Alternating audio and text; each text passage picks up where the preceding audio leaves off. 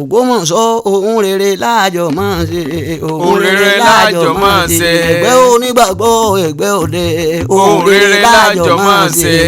Gbogbo ọmọ ẹgbẹ́ Ògbómọ̀ṣọ́ ọlọ́kùnrin àti lóbìnrin ní àríwá Amẹ́ríkà lábẹ́ ààrẹ ẹgbẹ́ wọn ọmọ ọba Akin Ọládélé ààrẹ wa ló ń pè ó onídùú nísàlẹ̀ Bọ́láńtà mọ́sífà ń bẹ nílé àwọn bàbá rẹ̀ káàbọ̀ akọ̀wé ẹgbẹ́ Isaac Adéyẹmí ọmọlé Ọláòtí ní Òkè Àgbẹ̀dẹ Ògbómọ̀ṣọ́ PRO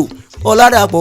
Ọládèjì ọmọ wọn nísàlẹ̀ Àfọ̀n Ògbómọ̀ṣọ́ ni wọ́n ní a máa fi sọ̀hún tuntun tọba Ògbómọ̀ṣọ́ kú oríire tọ̀pá àṣẹ tuntun tí wọ́n gbà ní ọjọ́ 19 oṣù kejìlá ọdún 2023 tá a wà yìí wọ́n níbẹ̀ kí lóye ó ṣe mọ́rí wọ́n lọ́lọ́run ọba wò nífẹ̀ẹ́ yìí sàtìmọ́ fún gbogbo wa. àṣẹ o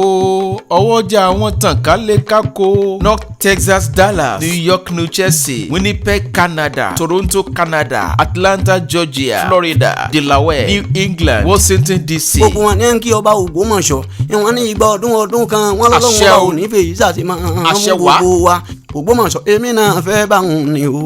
Ọláoyè èmi náà fẹ́ bá wọn ní kí n lówó ń gbéyàwó ń tún jòyè èmi náà fẹ́ bá wọn ní.